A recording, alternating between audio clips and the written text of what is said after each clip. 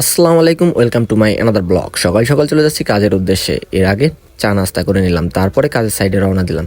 আমি আর মিস্ত্রি সাহেব দুইজন সাইকেলে যাচ্ছি, কিন্তু প্রচণ্ড ঠান্ডা, মানে তীব্র ঠান্ডা পড়তেছে। আর আজ 3 দিন হয়ে যাচ্ছে সূর্যের কোনো দেখা নেই, কিন্তু ঠান্ডা ক্রমশ বৃদ্ধি পাচ্ছে। কি আর করার, কাজ তো থেমে রাখা যাবে না। আজকে আমাদের কাজটা শেষ করার কথা। সামনে যে উঠানটা দেখতে পাচ্ছেন, এই বাড়ির উঠান, এটা আজকে ফুল ফ্লোরটা কনফার্ম করার কথা আছে। দেখা যাক কতদূর করতে পারি, কিন্তু ভিতরের কাজটা বাকি আছে। না হইলে হয়তো বা সম্ভব হয়তো ফ্লোরটা কনফার্ম করা। ভিতরের কাজগুলো করতে হবে, তার জন্য ভিতরের এদিকার কাজটা কনফার্ম করা হইলেও সাইডে একটা কাজ আছে। সেটা হচ্ছে আপনার একটা দরজাটা বন্ধ করা হবে। এটার অল্প কিছু গাঁথনি বাকি আছে, তার জন্য বালু মাখিয়ে নিলাম এবং গাঁথনিগুলো গাঁথার পরে সেখানে প্লাস্টার ধরাইতে হবে। এর মাঝে বালু ভাজিয়ে একটু রেস্ট করে নিলাম। যদিও অনেক ঠান্ডা, তার মধ্যে পানি সব সময় নাড়ানাড়ি করতে হচ্ছে, প্রচুর ঠান্ডা লাগতেছে। আমরা গাঁথনির কাজটা স্টার্ট করে দিই। গাঁথনিটা গাঁথার পরে এইখানে প্লাস্টারের কাজটা হবে।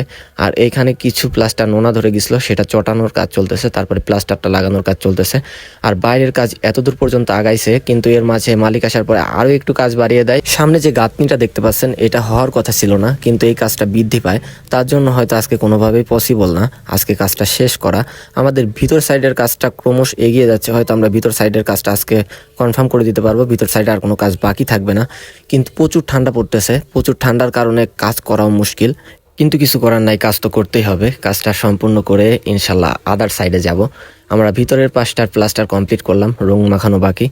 আর বাইরের পাশটার কাজ আমরা আবার স্টার্ট করে নিলাম। এর মাঝে একটা কুকুর দেখি শীতে কাঁপতেছিল, তার মাথায় একটু হাত বুলালাম।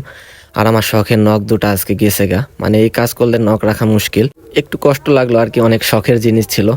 যা হয়েছে। তারপর আমি কাজে লেগে পড়লাম। আর বাইরের সাইডে যে কাজগুলো 4 জন মিলে করছে, সেটা এই পর্যন্ত আগাইছে। গাঁথনিটা গাঁথা হয়েছে, আর আদার সাইডের মাটিগুলো কেটে বাইরে বের করা হয়েছে, কিন্তু এখনো বালু আনা হয়নি।